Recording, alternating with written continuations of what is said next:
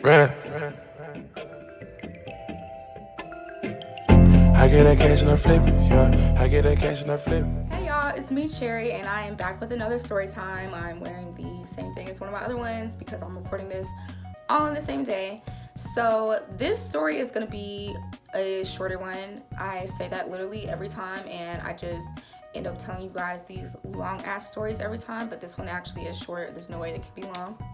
So, now we got that out of the way. Some people like long story times. I feel like I've said this before, but I feel like if I was a more established channel, people would like the longer ones more. But as starting off, I don't know, people like the longer ones so much, but it's certain details I can't leave out or the story will not make sense and y'all will be lost. So they just have to be long. Anyway, this story is from when I was still working at Twin Peaks.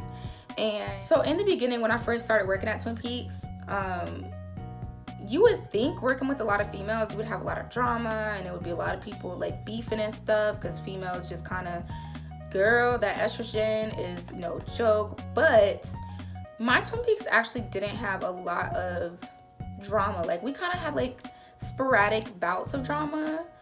Oh my God, I gotta tell that story too. We had sporadic bouts. Like there was like, there was a fight in there one time. There was a situation where we had, oh my God. Girl, there was a situation where two of the Twin Peaks girls were trying to fight and we had ended up rolling up to the apartment complex and somebody got their window busted in and it was crazy. And if y'all want to hear that, let me know. I'll tell that in another story. But basically, at this point in time, actually no, this wasn't even when I first started working. This was like over a year in. So at this point in time, all the girls were still pretty close. So me and a couple of the girls that were extra close. So it was me and I guess, what would I name these girls? I don't know. I'm not good with YouTubers be coming up with these names and stuff. I'm not good with this. So I'll get there. When I get further on, I'll get there. Anyway, so because everybody was still pretty close at this time, we used to do like these we used to do these lake days, and one of the bus boys had a friend with the lake house, and we would all go to the lake and we would just have fun. We would chill, drink, smoke, do all that stuff. So the busser boy who had the lake house had invited everybody out one day, and everybody was like, oh yeah, we're coming, cool. We had all like, decided that after work we were gonna come, and or actually we had known in advance that after work we were gonna come. So everybody had their stuff with them and everybody was basically just counting down to get off work, and people were getting cut at all different times. So me and my little crew, we used to call ourselves the what did we used to call ourselves? Maybe it was Smoke Squad. I can't remember. It was something like that. We used to call ourselves something because we always smoked together. So we called it like Smoke Squad or Sesh Squad. I can't remember what it was. It was something squad. Maybe it was Smoke Squad. I can't remember. But we used to always call ourselves that. So it was 5 of us in that little squad. And so within that group, I'm still cool with 2 of them. I'm still very close with 2 of them. Those are my bitches. And I think on this particular day, that's what it was. It was Shell Squad. We used to always call ourselves Shell Squad, and everybody else would call us Shell Squad too because we would be Shell as fuck, like Shell as fuck. So they would call us Shell Squad. That's what it was. So I think on this particular day, all of Shell Squad was not available. It was just like, I think it was 3 of us out of Shell Squad that were available to go to this lake day. And so we had ended up riding with another girl from work who, she wasn't part of the Shell Squad, but she was mad cool. We used to match for her sometimes. And so we were riding with her to this lake day. And so on the way to the lake house, I had Tree. I think one of the girls in the front seat had Tree, and then the girl driving who was nice enough to drive, I'm gonna call her Macy. I feel like that's a good name for her, so I'm gonna call her Macy. So Macy was nice enough to drive, and we're all heading out there. So while we're on the way, because the lake house was like a good hour drive. So we're heading out there after work, and I'm rolling up what I had brought with me, because at that time I didn't have a lot on me. I just rolled up what I had on me, And we start smoking that, we start passing that around. And one of the girls in the front, who was part of Show Squad, I'm gonna call her Yellow, she starts rolling up and we're passing hers around too. So we're smoking, and my thing is, even back when I used to smoke heavily and stuff, like, I never liked hotboxing. I do not like hotboxing. I feel like it is sketch. I feel like it is basically you are sitting ducks to the police, and I don't understand why people would want to hotbox. Like, it's just like if anything happens, y'all are all sitting ducks there, and you just smoked out a whole car, and if you open the doors or any of the windows, all this smoke gonna come out. So it's like, I just never saw the point. So I never liked that. It always gave me anxiety. It made me paranoid. And normally I wasn't the type to get paranoid when I smoked, but anytime I was hotboxing, I would get paranoid. I didn't like that. So we're heading to this lake house, and we're hotboxing on the highway. And y'all, the girl Macy is driving so crazy, and this is our first time in the car with her. I did not know she drove like this. She was driving so crazy, and I'm over here like, oh my god, like, are you driving a race car? Like, girl, we are hot right now, like, and you are driving like this. Like, she was just like, she would switch lanes like really erratically, or like, you know, she was speeding on top of that, but she would, like, the way she would switch lanes was like, it was making me nervous. I was like, oh my god, like, I'm not trying to die today. That's not what I signed up for. So she was making me nervous with that, but that's how she would drive. And so we didn't see anybody, you know, any reason to be alarmed. But all of a sudden, while she's zigzagging through traffic, this sheriff car starts zigzagging right with her and with the lights on. And I'm like, oh my god, my heart drops to my stomach. I'm like, oh my god, fuck, again. I have so many run-in with the police stories, like, Lord Jesus. God is good though, God is good. But I've had way too many run-ins with the police. But so this sheriff car is zooming behind her, and I'm like, fuck, because anybody know, when you get pulled over by a popo, you might get a ticket, you might not. More than likely you're gonna get a ticket, but you might not. When you get pulled over by the sheriff, bitch, you're getting a ticket. Like, you're getting a ticket. They about to be some dicks. A lot of time they be older white men, and they just be wildin'. So, Lord, so we got pulled over by the sheriff. So mind you, we had already smoked everything that I had before we started getting pulled over. But while we're getting pulled over, there is still a blunt in rotation, and I'm just like, oh my god. So we're all like, oh my god, we gotta put the blunt out. So everybody's like rushing to try and they're trying to put out the blunt. We're trying to hide everything. She's putting on her AC. She's trying to spray stuff. Everybody's trying to spray stuff. And I'm just like, bro, as soon as we open these windows, bro, it's a dub. Like, we're done. So we pull over to the side, and then in the car, everybody's like, because one of the girls had like a whole eighth on her. And so we're in the car, and we're just like, somebody in the car was like, put in your pants or something, like, do something with it, hide it. And the girls who actually had tree on them as we were getting pulled over, they didn't want to hide their tree, the tree you brought, they didn't want to hide it on them. So we're just like, you know, you gotta hide everything, whatever. So we pull over, and the sheriff gets out of the car, and he walks up to the passenger side door instead of the driver's side. He walks up to the passenger side door. He leans in. He's like, I smell marijuana. And I'm just like, in my head, even though it's supposed to be a serious moment, I'm like, nigga, do you just really call this shit marijuana? Like, okay, technical Bob, okay. He's like, I smell marijuana. And we're just like looking like, no, we don't have anything. And he's like, I know what marijuana smells like, and if y'all don't give me the marijuana, he said it so many times. He's like, if y'all don't give me the marijuana, he counted everybody in the car.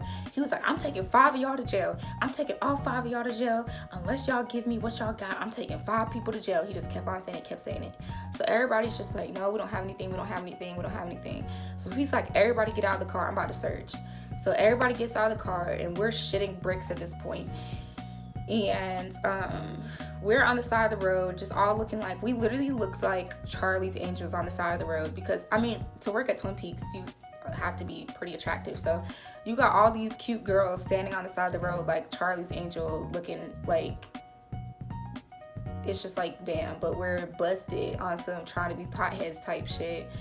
So we're standing outside the road, we're waiting on him to check, and while he's checking, we're just like literally shitting bricks. Everybody's like trying to, you know, while he's not looking, people are trying to toss shit, because a lot of us have paraphernalia on us too. So it's just like, so everybody's trying to toss stuff, and he's looking, and at first he's not finding anything. So we're like, okay, like by the grace of God, maybe he'll just let us go. He's not finding anything. Oh my gosh.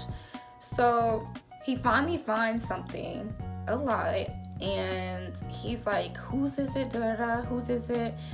And Macy took one for the whole team. Macy went up to him. She was like, I really don't want anybody to get in trouble. Anything that you find in here is mine. I just don't want anybody to get in trouble. Anything you find in here is mine.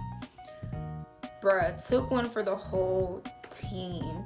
And he just kept on saying, like, even though she said that, he was like being a super dick. He was like, I'm still taking 5 people. I'm taking all y'all in, like just going in. So another sheriff car had pulled up behind his, because, you know, it can't never just be one. They all got to be nosy. But I'm glad this one did, because he was like a lot nicer. So another older white guy gets out of the car. Well, older white sheriff gets out of the car, and he comes over to us on the rail, and he's talking to us. He's like, you know, what school do y'all go to? Y'all look like y'all about, you know, college age. What school do y'all go to? And he's like, you know, where were y'all heading?